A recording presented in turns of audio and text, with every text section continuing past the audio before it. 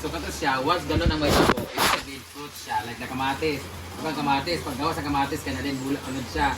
Unlike yung mga ubang gulay na pag tumubo, unod na kaagad, bunga na kaagad, so it's vegetable. Kaya nagiging fruit siya, depende sa procedure. So ang procedure niya is bulaklak muna, after bulaklak, matuloy ang bulaklak, meron na din siyang bunga, so it's considered as fruit. Okra. Talong. Diba? Baliktad ba pagkasabi ko?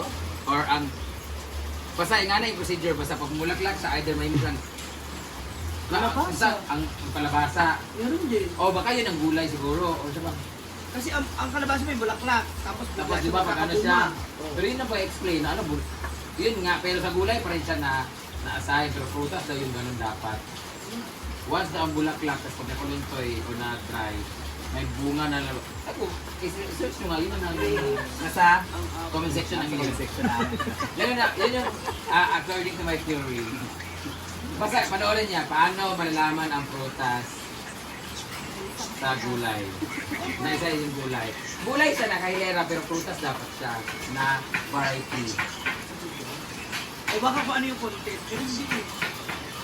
Para sa naman siya ng content. Pero ang mangga, pag ang mangga, Namulaklak, prutas siya. Prutas siya. May bunga. Bulak yan. Santol, meron din. Meron. Ay, bulaklak ang santol. Pero hindi eh. Baka yun yung gulay ang katong nag-produce o kanang kuan. Kaya ang mangga ha, pag mamulaklak ang mangga, bulak pa man siya. Pag matagtag ang bulak, ayaw mo siya mag-create o kuan. Unlike sa pipino o sa kalabasa, bulaklak na kalugtong na rin siya, di ba? So basig mo itong lundan mo siyang fruit. So, ano natin? Dessert galit. So, yung siyayahan na siya na ganun sa mga reklados. Ako naman dito. Kaya sa nangin, ang gulay mag-basically, taon, also, lapis.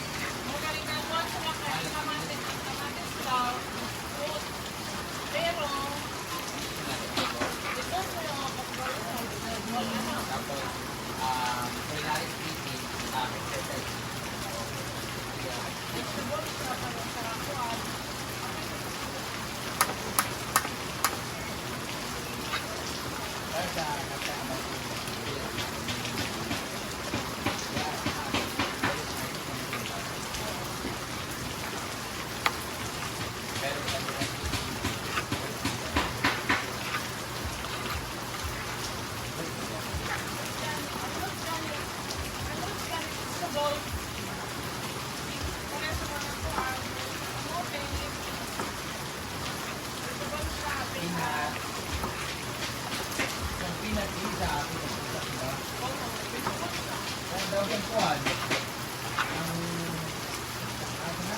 Ang guy.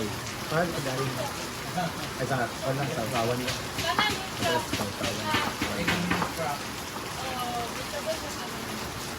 Hindi na naman trabaho, kaulan.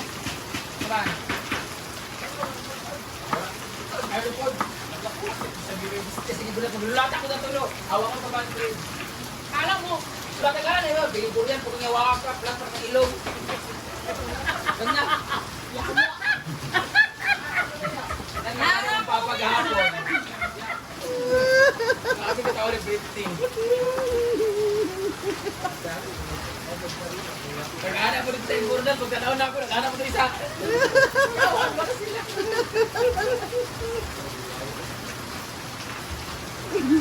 Parang abit niya, pagkatawa din. I-sure na nawalay ko na. Buod. Dami ngayon. Mga foreigners.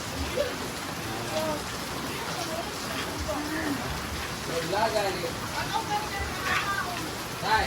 Kami, eto may bagyo na dito. Init sa Manila. Guys, malakas ang ulan na malakas na naman ang ulan. Saan na pang susunod? Nakita mo, nasapan mo yun.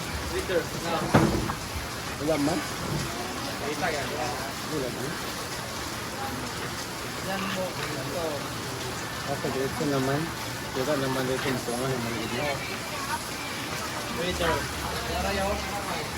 Ito pa mo kuhan. Ito. Ito sa kabila. Kaya ito sila. Gol! ang wakot sa mga balat. Ito sa park. Balik yung asa. Sisri Sasya. Carlo, sige pasikat ka ng lawak. Huwag katangkot. Doon na! Oo!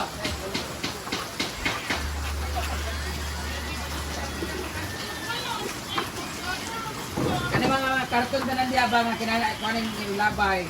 Ay labay ya kay ako ibutan dito sa kanang stage break grass wala dili kalibangan.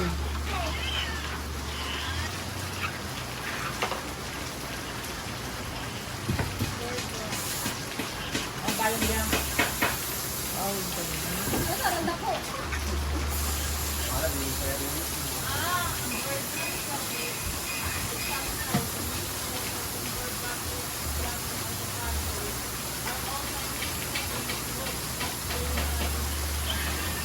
Ito lagi dito sa bulan. Agriculture diyak dito.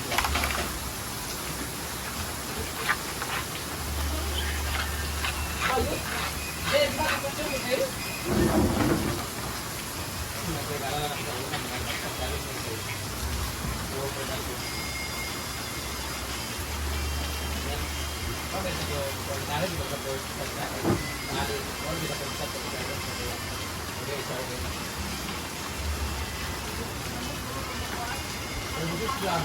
Oo, kanang ito mag-prepare mo ang preparation sa food.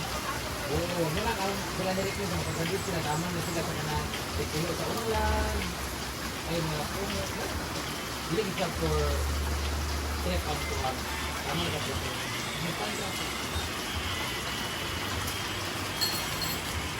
Ano ba?